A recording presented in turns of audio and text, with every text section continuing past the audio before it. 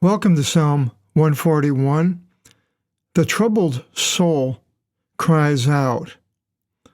We all have troubles. Every day something happens that causes us trouble.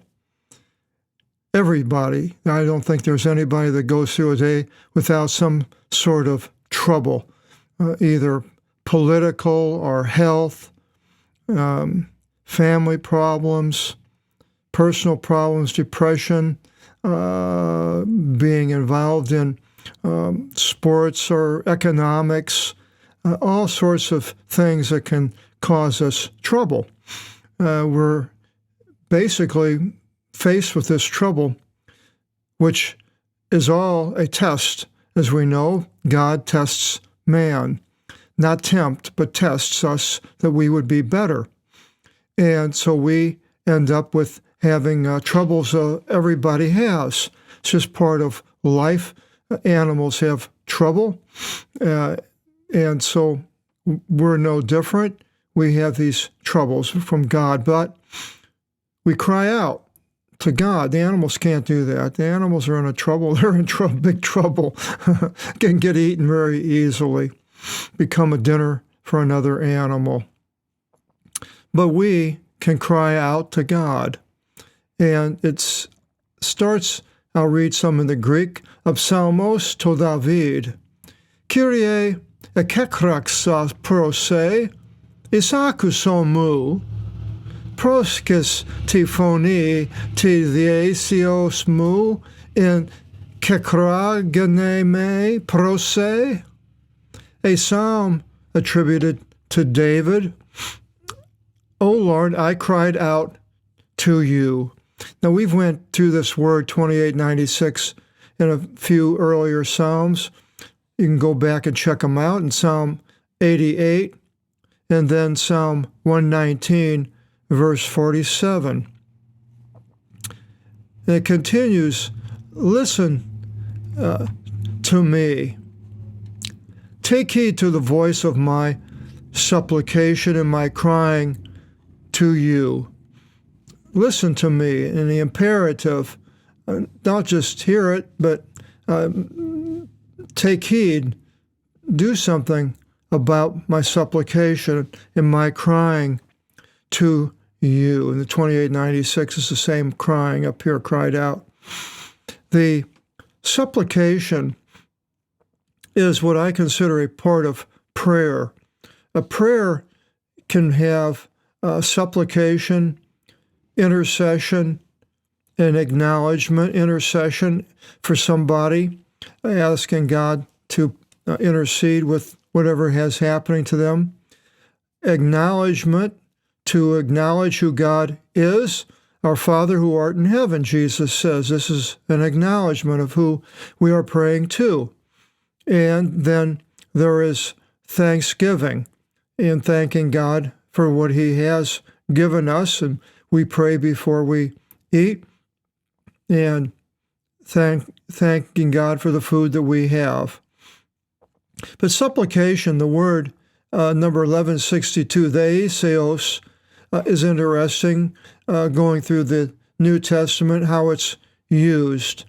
In Luke 1:13, it first appears where it says, and the angel said, Fear not, Zacharias, for your supplication was heard, and your wife Elizabeth shall bear a son to you, and you shall call his name John.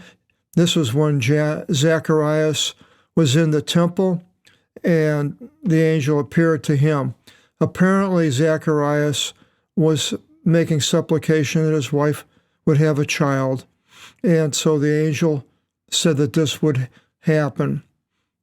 Then, when Jesus was being circumcised and he was brought to the temple, the seventh day, I believe, a woman named Anna was there, and she mentions her being there day and night making supplications for people. Maybe people came and talked to her, and she would pray for them.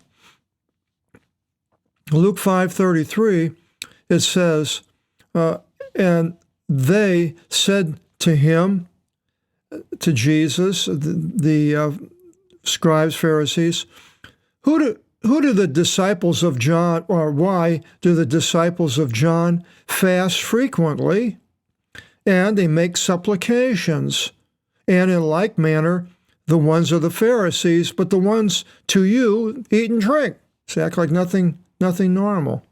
But we see supplications by the disciples of John. Then in Acts 1:13, it jumps in after the crucifixion, when all the believers were in the upper room. It says, these all were attending constantly with one accord in the prayer and in the supplication with the women.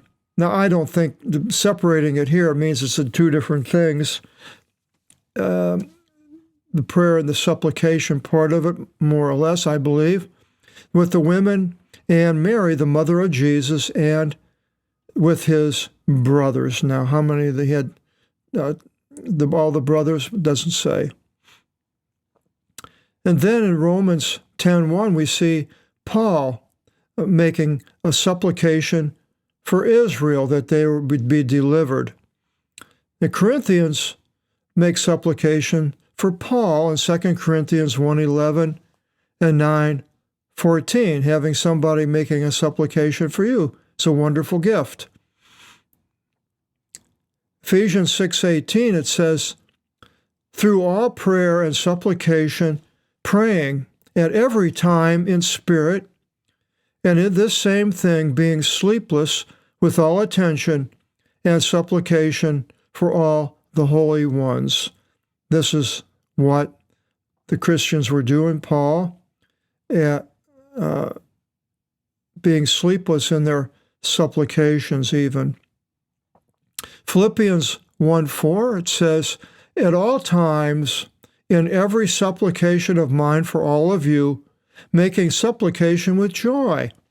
It's not, it's a supplication that they would be energized, I believe, by God. It's something joyful. It's not something bad that they're going through. So it doesn't have to be something bad or a trouble that we are going through the supplication.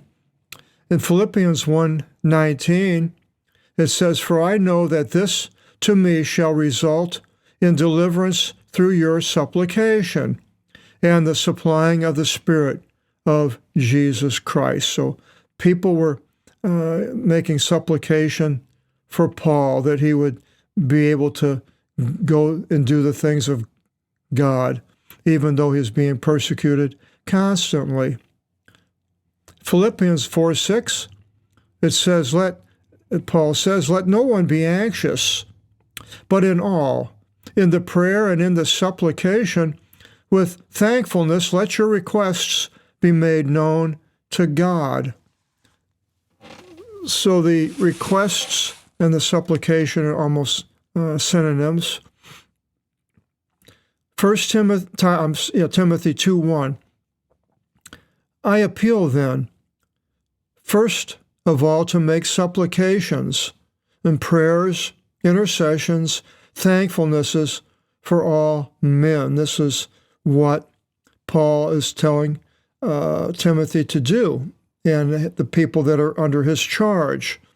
And there you see all the different parts of the prayers, supplication, intercessions, thankfulnesses. Widows were to remain in the supplications for the fellow people. They have the time. They don't have to take care of a family. So that is what they are to do, and it mentions that in 1 Timothy 5:5. And Paul says he makes these supplications night and day in 2 Timothy 1:3. As far as Jesus, the supplications, it says in Hebrews 5:7 and 8, who in the days of his flesh offered both supplications and earnest entreaties to the one being able to deliver him from death, with a strong cry, and having offered tears, and was listened to because of his veneration. Though, being a son, he learned obedience from what he suffered. In James 5:16, it says, much prevails by the supplication, being energized by a just one. Much prevails by the supplication. Without the supplication, if we don't go to God, we're missing an alleviation of our problems and troubles, I believe.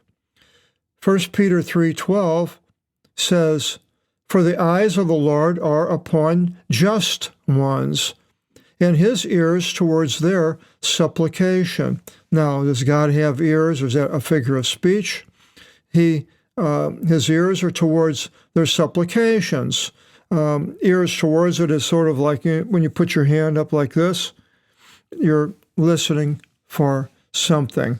Friend, the doggy I took care of, the friend Richard, who just had the hernia operation, took care of his dog for 3 or 4 days.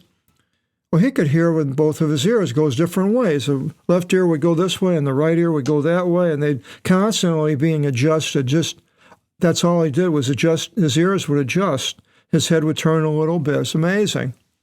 God is way better than the little doggy that can turn his head all these different ways. God sees what's in our heart, what we need. He knows what we need, and he is there to help us. And going up to verse 2, it says, let my prayer be strengthened as incense before you.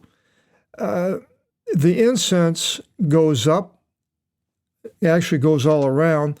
I've been to Catholic churches and Orthodox churches where they have a censer and they burn the incense, swing it around. But there's no place in the New Testament that says we are to do that. It's an Old Testament tradition. Now, I'm not saying they shouldn't, just saying the New Testament doesn't have anything about that. It does have the hour of incense, where we mentioned earlier where the angel appeared to Zacharias. That was in Luke 1:10 and 11, the hour of incense. But then it doesn't appear again until the book of Revelations, where in Revelations 5:8 it mentions the 4 living creatures, the 24 elders, falling before the Lamb, and they have bowls of gold, golden bowls with incense, and it's going up. And then in Revelations 8:3 and 4, it mentions an angel with a golden censer with the incense going up to God. I believe it was a prayer of the saints, if I'm not mistaken. And then verse 3, back to 2, as the raising of my hands as a sacrifice at evening, esperini. We have Vespers comes from that, I believe. So let my prayer be straightened as incense before you, and the raising of my hands as a sacrifice at evening. Isn't that interesting? A sacrifice, my raising of my hand. Set, O Lord, a watch for my mouth, and a citadel door for my lips. And the citadel is a stronghold, like a fort, and the door strengthened. Set a watch for my mouth and a citadel door for my lips. We can all use that so the wrong things don't come out of our mouth over our lips, and God would hear them. You should not turn aside my heart to words of wickedness. Now, he doesn't do that, but this is a figure of speech by using do not do this, but that it won't happen to him. Not that God is going to do that. The evil ones would be the ones doing that. Then to make excuses for sins with men working lawlessness. So this is it. See, now it's showing afterwards who this is by, instituted by men working lawlessness as excuses for sins. And in no way shall I associate myself with their choice ones. He's not going to be with the lawless. The just ones shall correct me with mercy and reprove me, but oil of a sinner, let it not anoint my head. Yes, the people that are just and righteous tell us what we are doing wrong, reprove us with mercy to help us to get better, but not the sinner. It would be to condemn us. And we don't want that. We don't want it to be condemnation by the sinner. Let it not anoint my head, the oil of the sinner. For still yet shall my prayer be against their good pleasure. A prayer would be against the sinner getting by with his sin and enjoying it maybe at times, good pleasures. Now, here's a strange one here. Their judges were swallowed down next to a rock. What it's talking about here, I'm not exactly sure. I looked in the Hebrew, it's pretty much the same. A cleft or a crag, I called it a crag in the English. So the judges swallowed down. So I've taken over maybe by illegal means and briberies and things, possibly. They shall hear my sayings, for they are a delight. The sayings of God are wonderful. But it says, as thick ground was broken asunder upon the earth, their bones were dispersed.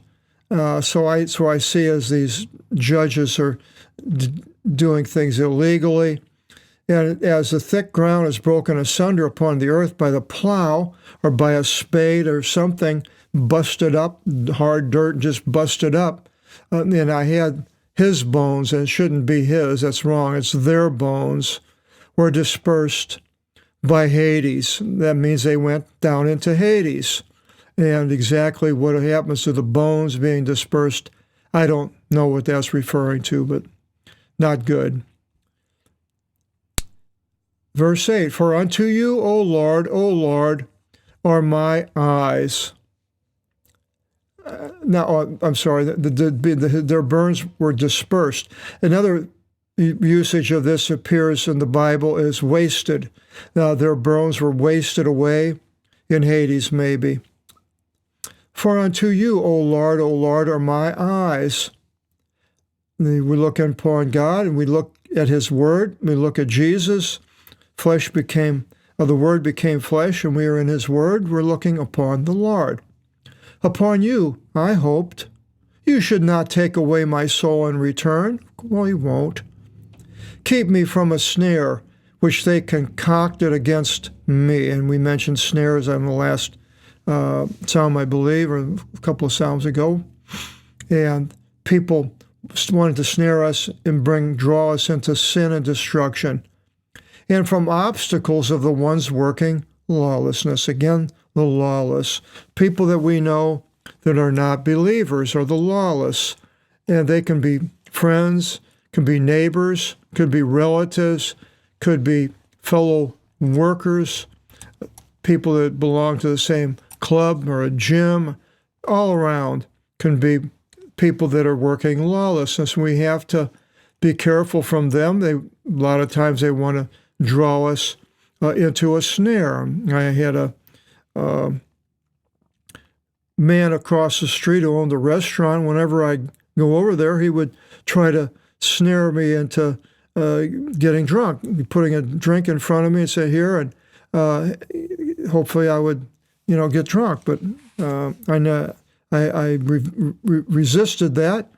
But people are against, when they see a Christian, a lot of times they'll be after a Christian to get them to fail, sort of like the man who's trying to quit smoking cigarettes. Well, before, if he went to borrow a cigarette from somebody, they'd, why don't you go out and buy your own? But then when he quits, oh, here, have a cigarette, try to get you back into it. And from obstacles of the ones working lawlessness. So these obstacles. Skandalon is the word, a scandal is a derivative in English, an obstacle, a stumbling block. Sinners shall fall in their own casting net. And a casting net was a round type of a net that they could throw out into the water. It could be huge, 10 or 15 foot in diameter. It would go down, and then they had a way of pulling it up with these, with the lines, and hopefully a fish would be inside of this casting net. So the idea here is a sinner falling into the casting net, throwing it out and falling in there, and he would be pulled up. But it's a figure of speech. But he says, I am alone until whenever I should pass by. And I believe I'm alone. I am myself. I'm not married, but that doesn't mean I'm alone as far as I'm an individual, human being that's going to pass by. I'm in my 80s. Could be quickly. Could come soon. I don't know. I don't worry about it. But we all, at one time, when we pass by or pass away, when we do it, we'll be alone, generally, unless, I suppose, if you're in a car accident with your wife. But we are alone, and we want God to be with us. We go to supplications to help him get through the troubled times that we're in, and we certainly have troubled times now in the end of March of 2022 with war in Russia and against the Ukraine and who knows what else. Psalm 142, rescue me. Now, rescuing and deliverance, a little bit different. Now, we'll go through this. And a rescue is like if you're drowning and somebody throws you a life preserver or pulls you up into the boat. It's an instant thing. You're drowning, then next thing you're rescued, and now you're safe. But deliverance, or the word for salvation, well, I don't want to get ahead of myself, but is an ongoing thing. It's a verb, an action verb. We'll find out about that in the next psalm. Hope you join us. Till then, God bless.